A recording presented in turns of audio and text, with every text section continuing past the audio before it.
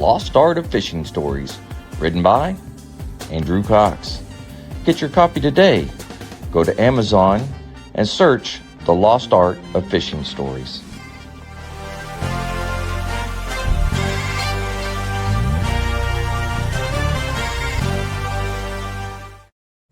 The Lost Art Project, Veteran Voices with Andrew Cox. Preserving history, one veteran story at a time. Marine Corps League and Till Valhalla Project Ambassador. Thanks for tuning in to the podcast that's given a voice to our veterans. The Lost Art Project, Veteran Voices with Andrew Cox. Hello, my friends, and welcome back to the Lost Art Project, Veterans Voices. I'm excited. We're going to have a good episode for you today. But before we get into it, are you enjoying the podcast? And make sure you go to the website. That's thelostart.podbean.com. Go check us out, see what we're all about. There's a couple ways you can help support us here at the podcast. You can go in to that website. You can click on the one-time donation link. Heck, you can go in, become a patron with a monthly donation, or you can just go get you some cool gear. You can also advertise right here on the podcast, but that cool gear, I'm wearing some of it today. So this one's my No More 22. This is the shirt here. But you can go in and get you some cool stuff. Big shout out to the Till Valhalla Project out there doing amazing things. If you don't know anything about them, please go check them out. Even if you do know something about them, go back and check them out because they're always putting on new stuff and doing new things. And you can find them at tillvalhallaproject.com.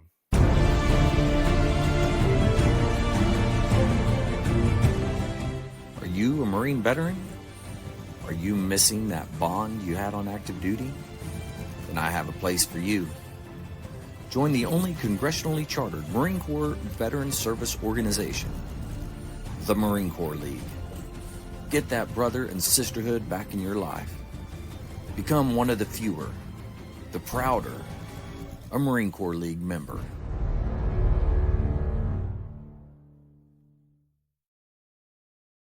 All right. We are back. I got Paul McNally here. How you doing, Paul?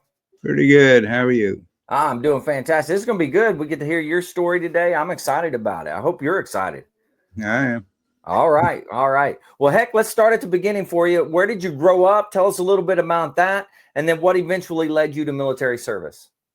Well, I grew up in Cheltenham Township, suburb of Philadelphia. I hung out in Philadelphia mostly. Joining the Marines, the Vietnam War was just starting. Guys from the corner were either going to get drafted or join. So most of us joined the Marine Corps, believe it or not. Okay. And what year was it that you joined up? I joined up in 1965. 65, okay. Now, when you went to the recruiter to join up the Marine Corps, now, did you know much about the Marine Corps at that point? Nothing. You knew nothing. Okay. Very nice. So at this point, then, you get ready to go to boot camp. What was what were you feeling? Were you excited, nervous? What was going through your mind? Pretty nervous. Traveled by train. Down to Camp Lejeune, or Paris Island, I should say. I'm sorry. Yeah. And met a guy on that train, became good friends with him. We were friends for years. He died just recently. But, oh, really? Yeah. Okay. Tell me about your experience going into boot camp, right? That very first glimpse of what boot camp is going to be like. What was your take on all that? By the end of the first day, I was probably scared out of my wits.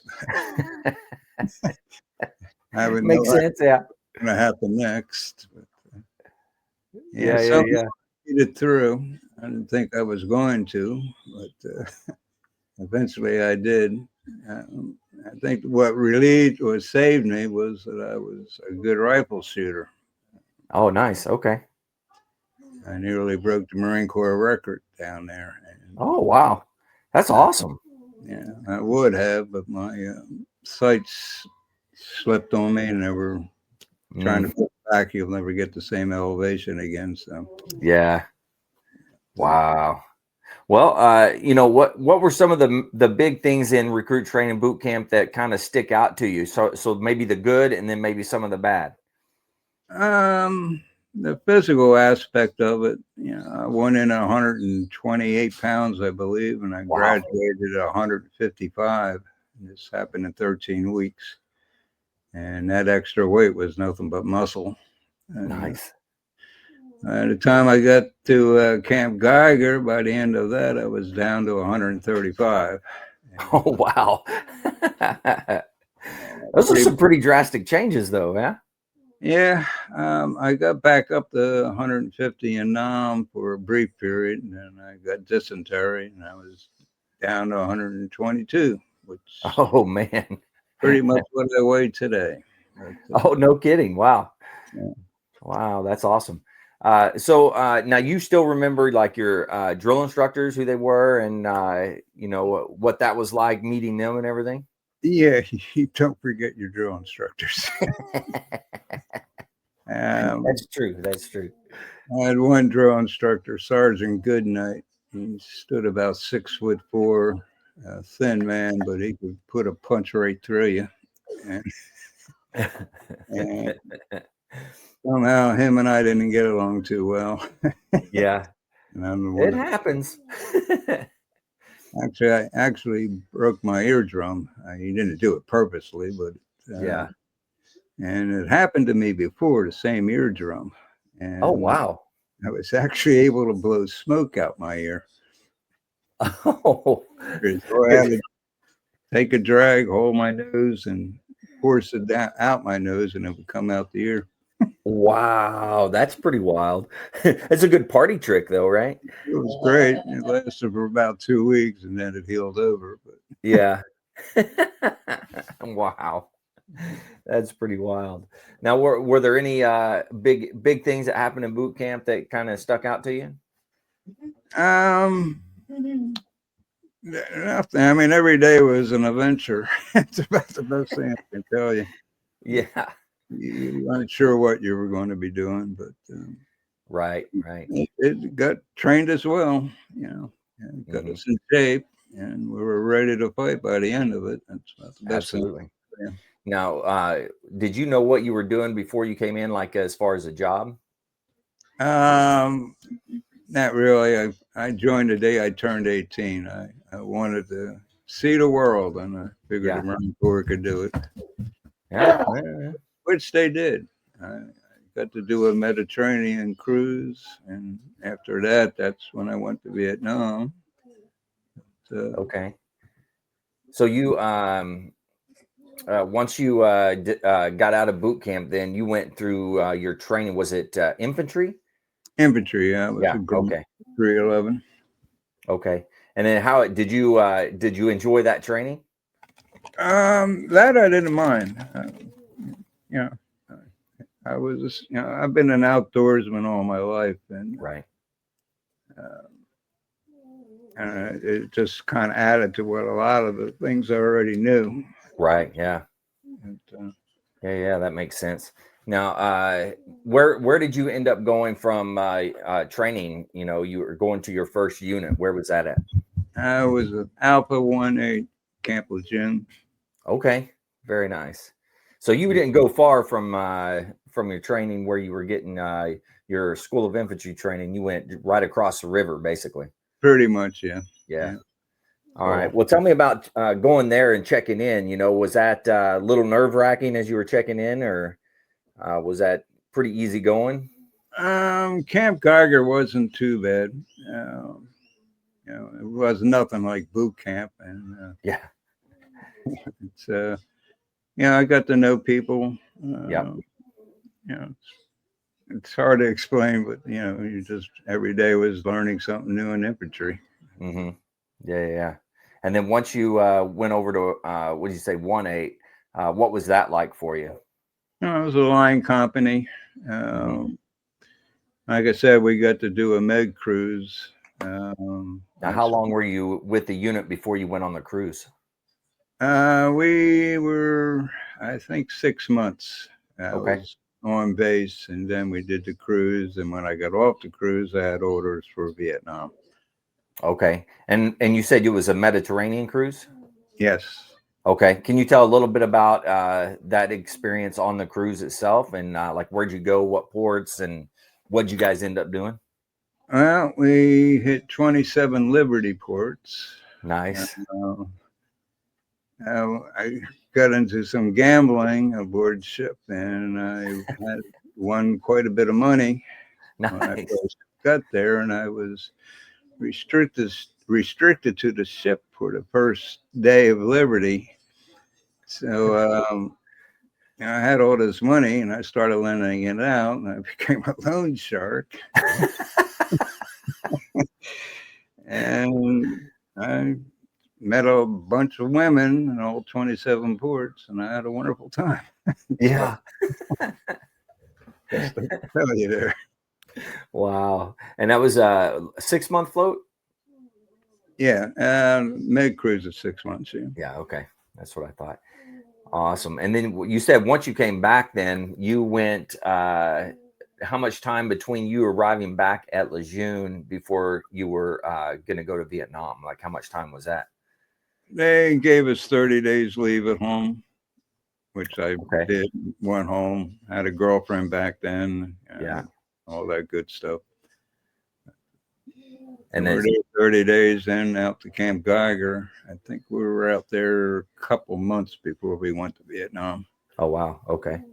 And you're just doing last minute training, preparing yourself to go out. Is that what it was? Well, there's a mountain called Mount Mother. Yeah. Or Mother Trucker. But Yeah. we spent most of the time on that thing and getting you in Okay. shape. Very nice. But, Now, when you went to Vietnam, which direction did you end up going? Now, did you end up going all the way out to Okinawa, which is from what I've gathered, that was a big staging area to go to Vietnam. Is that what happened for you? well, I traveled to Vietnam by ship. Oh, okay. And we did stop in Okinawa very briefly, I think for probably less than a day, Okay. refueling and stuff like that. Right. And again, I had lots of money still and had a Yeah. great time there. But it's from there we sailed to Vietnam. I think it was 2 days out of Okinawa we landed in Vietnam. Yeah. What part of Vietnam did you guys land in? Da Nang. Da Nang. Yeah. Wow. And then, so your experience coming in, was Da Nang fairly quiet when you guys arrived, or what was that like when you first got there? Well, I remember once we pulled in and I came up from, inside the ship and outside and got to smell the place. It was literally unreal. Never smelled anything like it. There were literally 1,000 people just scurrying all over the place doing one thing Yeah. or another. Da Nang Wow. is an extremely busy city. And, Okay. Wow. we Now traveled there by bus to the new base, our base. And they had wire mesh over the windows. And I okay. couldn't figure what's all this about. And he says, well, they like to throw hand grenades in these buses if they get the chance. And, Oh, wow. Well, welcome to Vietnam. yeah, no kidding, man.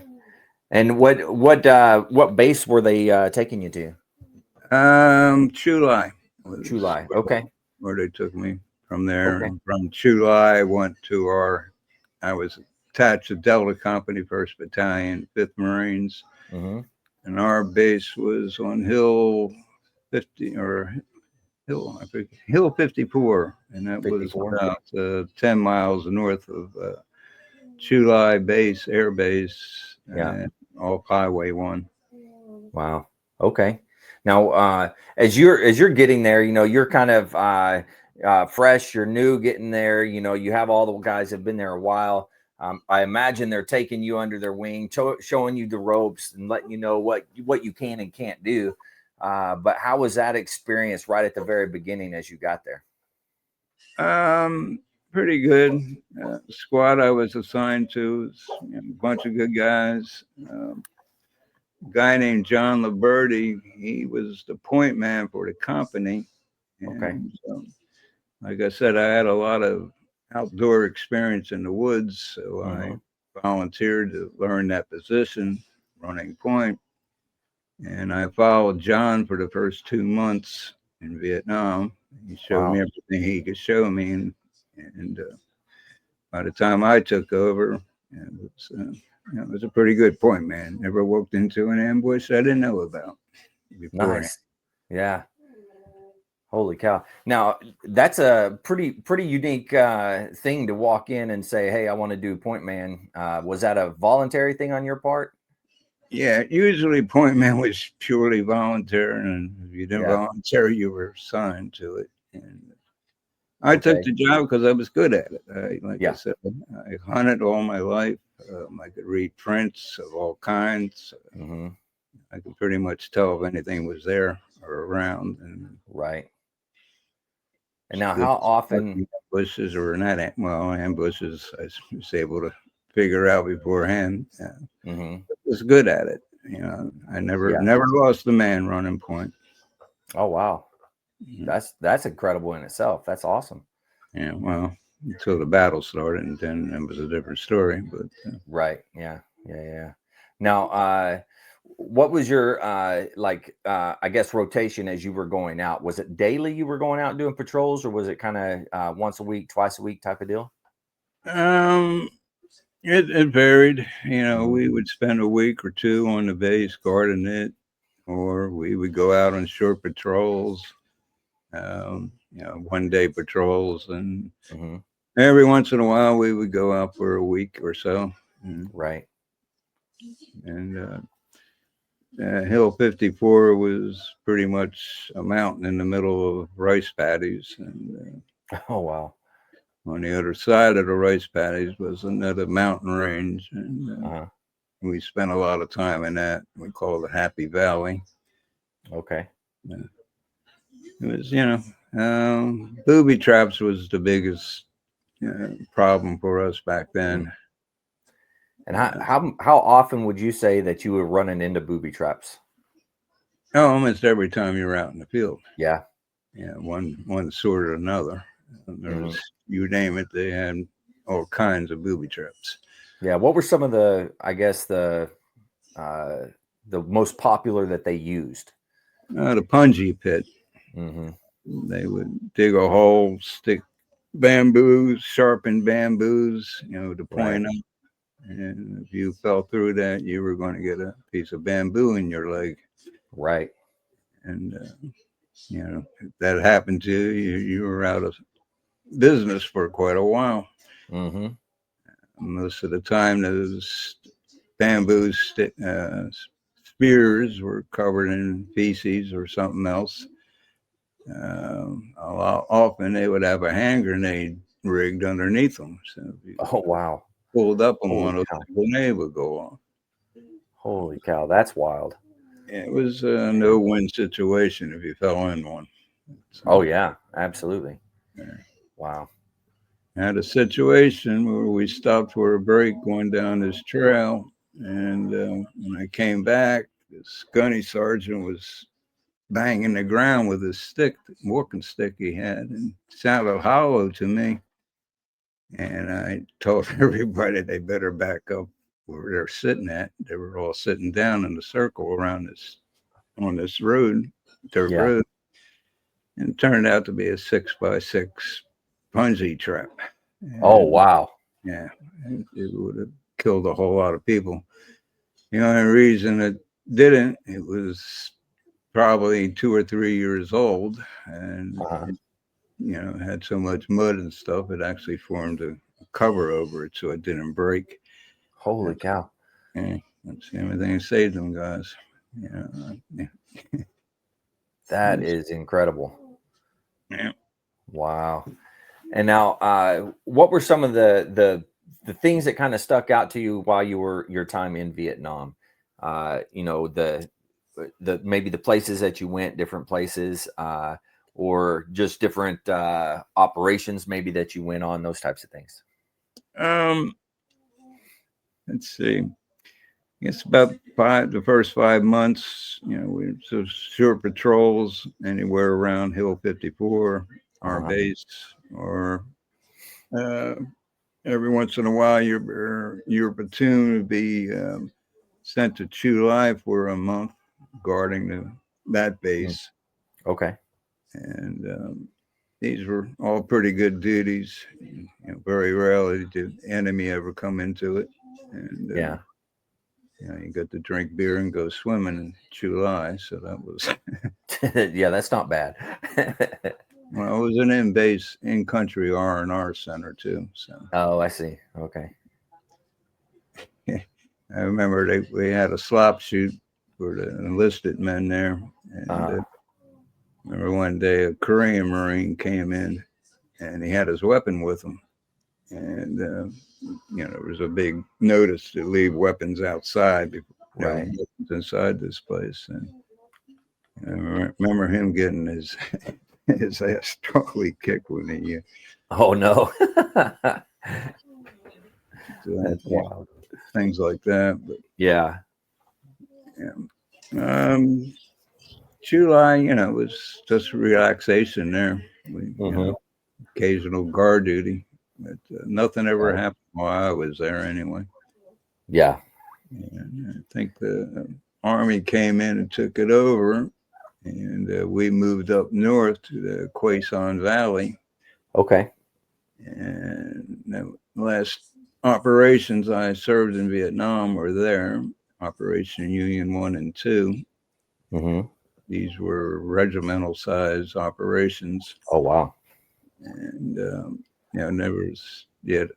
Quezon Valley was never been touched by American troops. So you guys were the first ones in. They bypassed it, but they didn't do anything then. Yeah, so your unit was the first one to go through it? To go into it and go after the enemy. Yeah. Wow. Yeah, it was pretty bad. It was hot as hell. Temperatures of 120 or above were not unusual. Right. I remember one day climbing a mountain, going to a company who just got ambushed. Climbing that mountain, 38 guys passed out from heat stroke and exhaustion getting up that mountain. Holy cow. Yeah. That's a lot of individuals passing out. It was a pretty nasty mountain. Yeah, it have to be. Yeah. Holy cow, man. Now, when you guys left Chu, correct me if I'm wrong, there was a large thing that happened in Chu with the Army, and they called it the Chu Massacre. Is that right? Yep. I've heard things about it. I really don't know that much about it. I can't tell you that much. I know I don't even know the time frame. I mean, I don't know if it was when you were there or shortly after or not. I don't know. Once we left, the Marines left the base, I hate to say it, the NVA or the Viet Cong started moving in closer towards the base. I know that happened. Oh, really? Yeah. And interesting. Yeah. I remember I have the story in my book. I wrote a book about my life over there. And there was a unit that got ambushed or something by accident, and a lot of civilians got killed, and there was a big hoopla about that. But yeah, that's about all I can remember about that. I remember once we took a convoy down to a city, Quang Nagi, I believe it was. Okay. About 20 or 30 miles south of Chu. Mm-hmm. And we got ambushed on that, but it wasn't a big deal. We just drove through it. Yeah. Yeah, you never know. Yeah. Yeah. It could happen at any point in time, really, Yeah, there was no safe time in Vietnam or safe place. Anybody could have got killed. Yeah, very true. Very true. And then you spent how long total in Vietnam? Was it a year? 7.5 months before I got Same. shot. I Okay. got wounded twice in Union operations. The first one I got shot through, a mortar round went off behind me. Oh wow. Yeah. Blew me about 20 feet through the air, knocked me unconscious. Whew. Was out for about 20 minutes, and yeah, got back into the fight after that. That was our first major battle. It was May 12th, 1967, Okay. and that was an Operation Union One. Mm-hmm. Started April 21st of that year, and lasted to June 3rd of that year. And I got shot Wow. through the arm Mm-hmm. on June 2nd, and left Vietnam June 5th. Okay. And, yeah, And then and just Perry by that point, I was in pretty bad shape. But, yeah. And now they sent you. Did you go back on ship? Is that what they did? I got flown home. Flown home. They flew me straight home. Well, actually, not straight home. I went to Okinawa first, stayed there Yeah. for a week or so, and then they flew me home. And that And was I like remember in a this medic. doctor saying, "I'm going to get you better and send you back to your unit." I said, "There's no way in hell you're going to get me back into that country." Yeah, I don't blame you. No, it was horrible. Yeah, Yeah, I received absolutely. a Silver Star in that May 12th battle for my actions. But, You said you got a silver star? yeah, Oh wow, And two that's purple. awesome. yeah, yeah, yeah. It was, Silver Star. I just, it's hard to say, what part they counted it in on that. What I was doing, I was pretty much acting on my own, Mm-hmm. and you know, and snuck up on a lot of them. I killed a lot of them. Yeah. Uh, Later that night, what was left of us, we walked into a reinforced regiment, and my company, Mm-hmm. and yeah, and it was a terrible battle. We were Wow. totally outnumbered. And what was Now, left was finally pulled into this village that had these huge boulders around it, so we mm-hmm. could have some protection from that. Fortunately, I had a feeling that something bad was going to happen that day, and after seeing what happened to Alpha Company, I decided I was a fire team leader at this point, Mm-hmm. and I requested for Claymore mines for my squad or my fire team, and we ended up using them. At the end of the night, I went out and set them up at one opening to this village, and they made a mass attack at us, and Claymores did their job. Mm-hmm. Probably 100 dead bodies out there the next morning, Oh wow. and it was a pretty emotional day.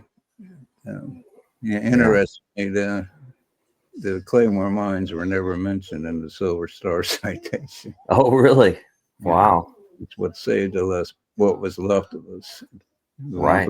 You wouldn't be talking to me right now if I didn't have them Claymores. Wow. Well, thank goodness you thought about that and you put those out there. That's awesome. Well, it became mandatory from that day on. Uh, Yeah. if you left the base, you had Claymore mines. Mm-hmm. It's a nice little weapon. 3,000 ball bearings come flying out of it when it set off. And pretty much anything 50 yards of it's dead. Mm-hmm. And, yeah, I had four of them set up from covering the whole direction that they would be coming in. Right. And they came in just like I thought they would. Wow. Claymores worked. Yeah. Mhm. I mean, you obviously, you knew what you were doing, being a hunter, tracker, those types of things. So I mean, the approach and the different ways I imagine would be very similar to how an animal would approach, right? A lot of it, yeah. Mhm. Um, yeah, it's interesting. If I got off trail, which I often did, I would find animal trails, Uh-huh. and I would usually follow them if I could, because they were usually never booby trapped.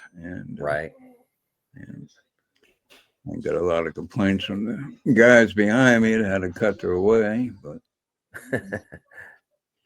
rather cut your way than get blown up. Yeah, that's true. Very true.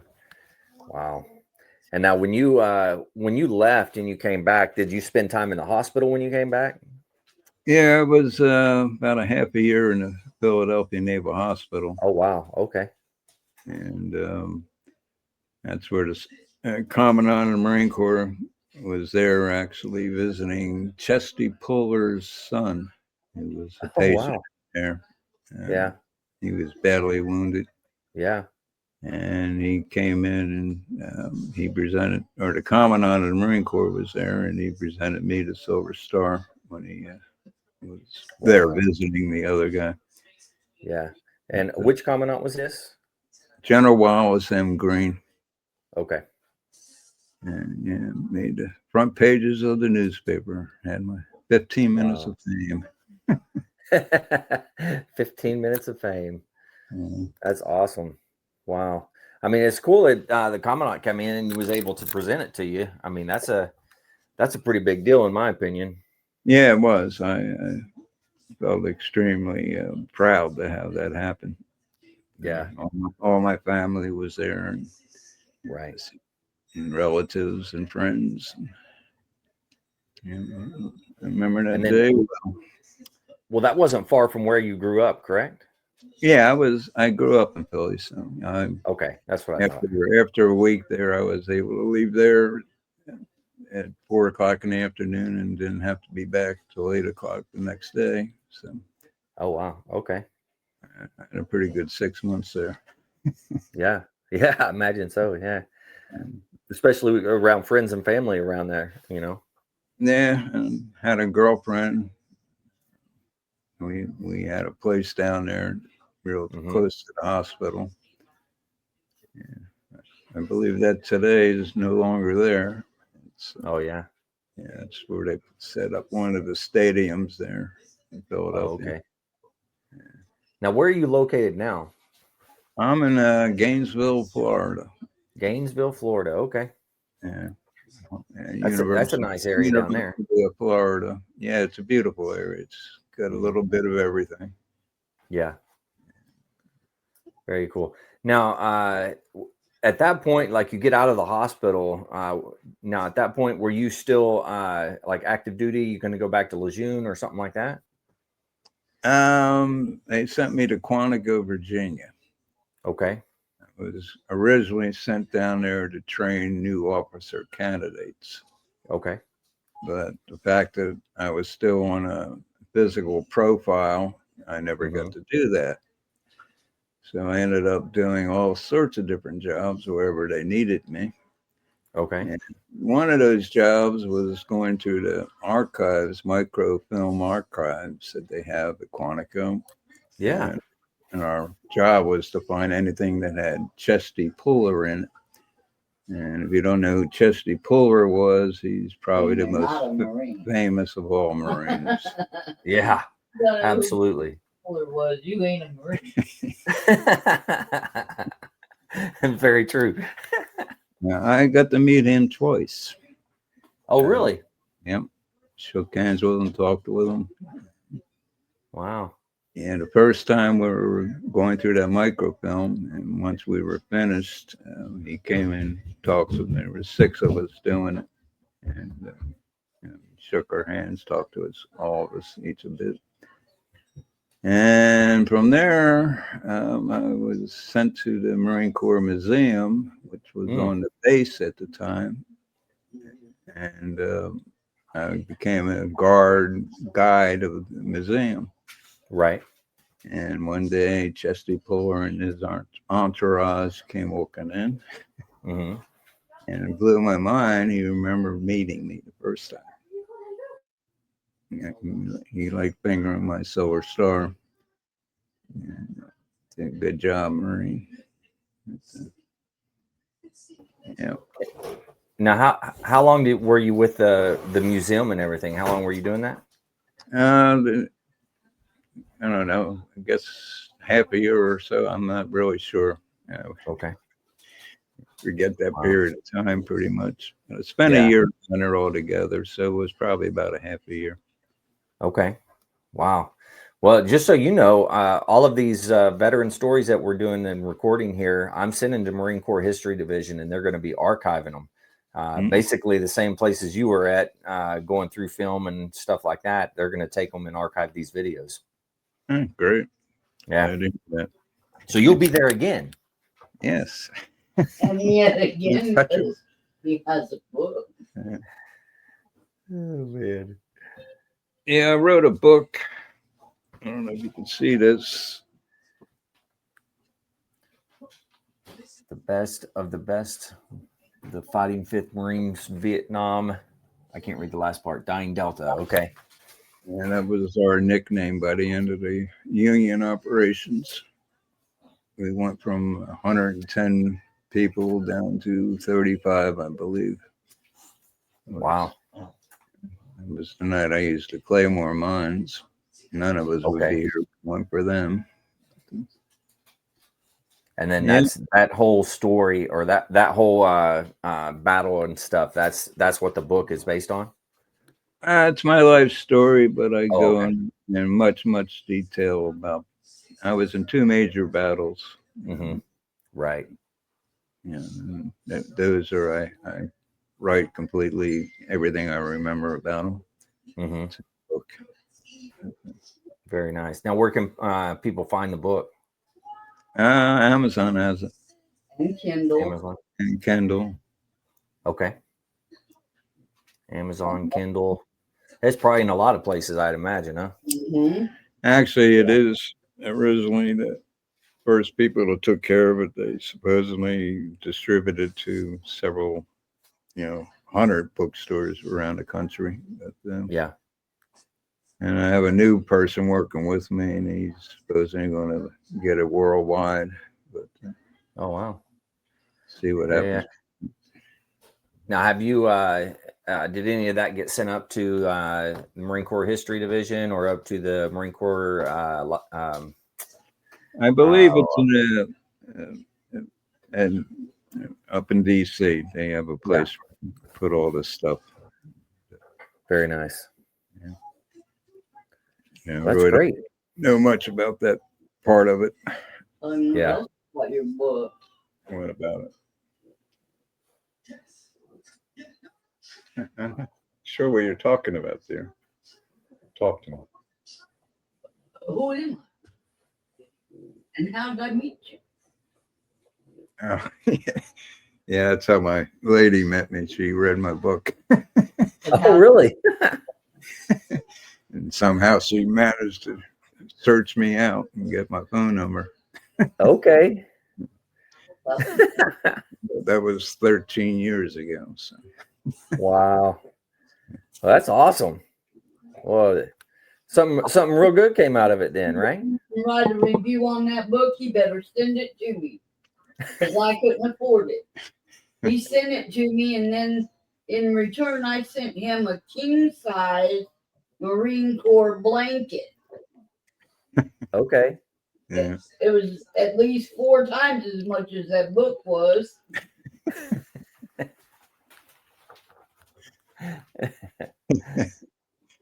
Oh man. He said he got cold, so I wanted to be sure he was warm. So, after your time there and at Quantico, did you stay in the Marine Corps longer after that, or No, that was it. that was it? Okay. 4 years. I got out 26 days early out. I would have gotten out the 28th of March, and they let me out March 3rd, I believe. Okay. Nice. And then at that point, I'm assuming you went back home. Yeah, took a Yeah. train, went on home. And then what did you end up doing in life after you got out of the Marine Corps? Bunch of things. Okay. I did some traveling at first. Eventually, I became a mailman down here in Gainesville, Florida. Okay. Worked there for 26 years. Retired. Wow. Yeah, I'm 70% disabled, but Mm-hmm. my disabilities weren't affecting my job, so I was able to do it. Very nice. Yeah. Wow. Yeah, I'd much rather be working than just sitting around. Yeah. Yeah, that makes sense. And then and so you've been down in Gainesville this whole time? Yeah, I came here first in '73. My brother Mhm. Mike was living here back then. Fortunately, he died a few years back. Mm-hmm. I loved the place as soon as I came down here, and ended up living literally in east, west, north, and south. To find the right place. And I finally Yeah. bought a home I'm living in now. I'm out by Mhm. Newman's Lake. So Okay. quite a Now large lake. is that more central? Where is that exactly? It's North Central. North Central. North Central. Okay. Yeah, it's where the University of Florida is. Oh, okay. Yeah. Yeah. That makes sense. Very nice. Holy Yeah, cow. Well, is there anything that we have missed that maybe you want to talk about? not much. Hopefully, I'll have a second book coming out eventually. I Okay. have every letter that I ever received in the Marine Corps, either sent or received to my family. Anyway, my father saved all my letters, and gave them to Wow. me. And eventually, I will create a book out of it. Yeah. Yeah. Well, when that happens, you're going to have to be sure to reach out so we can get you back on here to talk about that one. Yeah. Yeah. That'd be cool. That would be nice. Yeah, for sure. For sure. Let's see. Well, anything else? Yeah, they're making a movie from your book. Yeah. This last guy dealing with my book, he's telling me he's knows several movie producers, and one is particularly interested in it. Nice. Yeah. I wouldn't mind being around when they make that to give some advice anyway. Yeah. Well, that I'm assuming that'd be turned into a movie at some point. Then is what you're saying, or possibly. Possibly, yes. Yeah. Very nice. I like that. I like Yeah, I would like it too. that. Oh man. Well, hey, as we approach the end of a podcast, I always do these rapid fire questions if you're willing to do them. Sure. All right, here we go. What is your proudest military moment? Silver Star. Okay, that's good. That's good. What is your most embarrassing military moment? I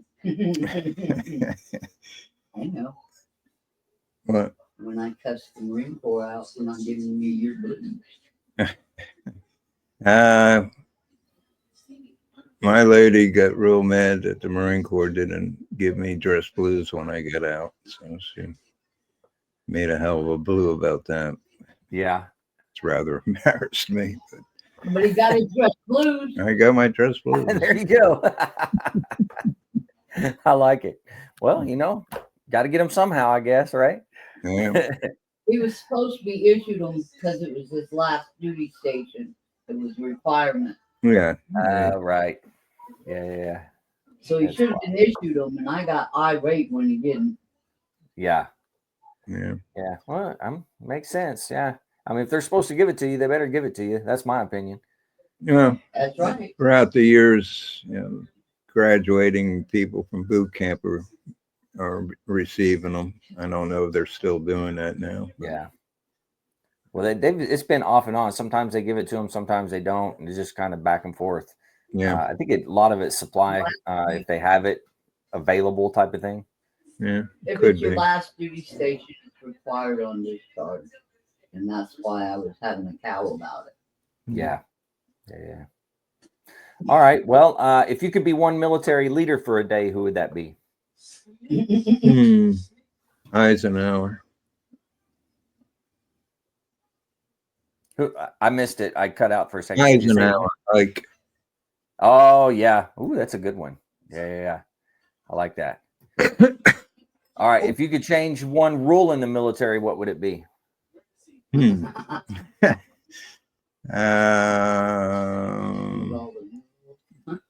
really, I don't know.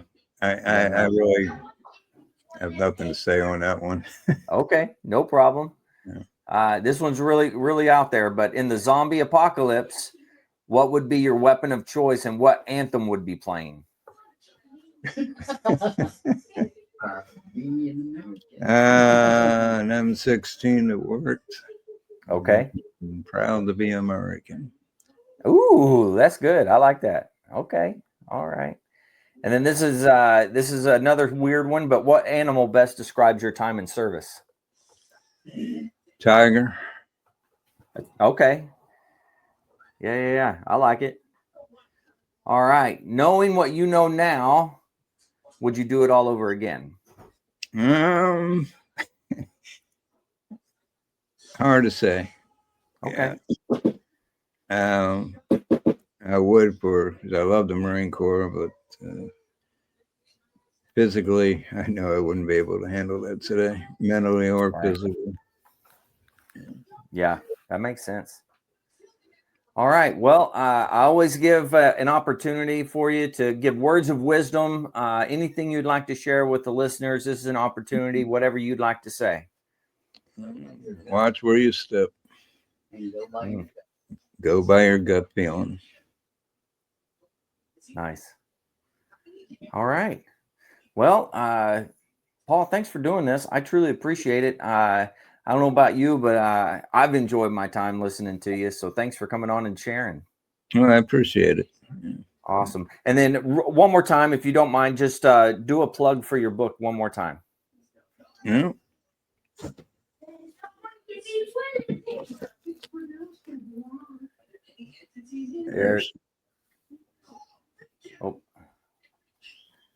There you go. The best of the best, the fighting 5th Marines, Vietnam, dying, and I can't see the last one. Okay, there you go. All right. And you can get that at Amazon. Amazon, yeah. Okay. Perfect. All right. Well, hey, thanks for coming on and doing this. I always close out each podcast talking about veteran suicide and ways that they can get help.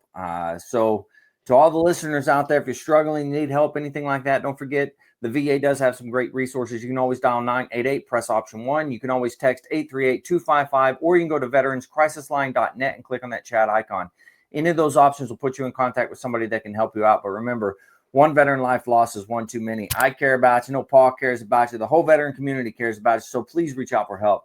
And if you're out there, you're not struggling, reach out to a buddy you served with, ask them how they're doing. And if they need that helping hand, please give it to them. All right, one last time. Thank you very much, Paul. Much, much appreciated. To all the listeners out there, stay motivated. Change your socks.